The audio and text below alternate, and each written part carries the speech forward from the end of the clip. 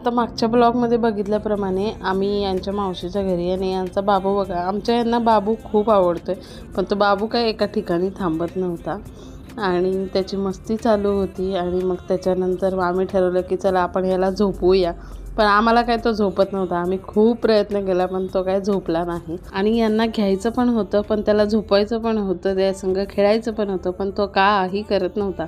आणि म्हणलं चला ह्याला आवरून घेऊन जाऊया आणि फिरायला घेऊन जाऊया.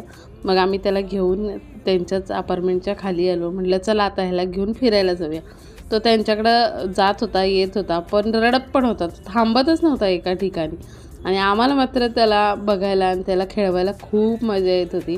आणि त्याच्यानंतर मग आम्ही ठरवलं त्याला फिरवून आणूया. मग गाडीमध्ये बसलो तर तो गाणी लावल्यावर लागला डान्स करायला. मग तिथून गेलो होतो आम्ही जे छत्रपती शिवाजी महाराजांचं स्मारक आहे तिथं गेलो होतो.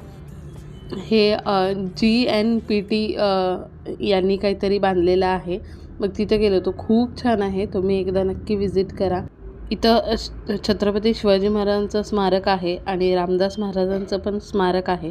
तुम्ही नक्की बघा, खूप भव्य मूर्ती आहे. त्याच्यानंतर त्यांच्या आयुष्यातले संपूर्ण गाथा आपल्याला तिथं LED स्क्रीनवर दाखवतात.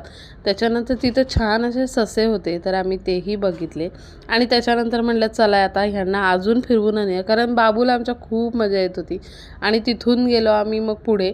हे कंटेनर बघताय, हे कंटेनर बाहेरच्या देशातून येतात, बाहेरच्या देशात जातात.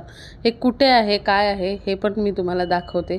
तिथून आम्ही गेलो होतो JNPT, म्हणजेच हे समुद्रावर जहाजाचं कंपनी आहे, जिथं जे कंटेनर येतात किंवा बाहेर देशात जातात. हे एवढं मोठं जहाज होतं, मी फर्स्ट टाईमच एवढं मोठं जहाज बघितलेलं. आणि हे समुद्रावर आहे. काल आपण गेलो होतो तो अटल सेतू आहे, तिथं आम्ही समोसा वगैरे असं कोल्ड्रिंक वगैरे घेऊन गेलो होतो. तिथं बसून थोडंसं एन्जॉय केलं. मासे वगैरे तिथं लोक पकडत होते ते बघितलं. बाबूला आमच्या खूप छान मजा येत होती. मयूर काका, मावशी, दीपाली, आम्ही असं सगळे फिरायला गेलो होतो. आणि मयूर काका बघा ब्लॉगमध्ये किती छान एन्जॉय करतायत. आणि गार्गी कुठेही गेले की फुलं गोळा करत असते. बाबूला त्याला फूल द्यायचं होतं. तिथंच असे मोठे मोठे झोपाळे आहेत रामबागेमध्ये. तिथं बसलो, थोडासा वेळ घालवला. आणि आता जायचं होतं, तर आम्हाला जायचं पण नव्हतं. बाबूबरोबर खूप एन्जॉय केला होता. 2 दिवस कसे गेले आम्हालाच कळालं नाही.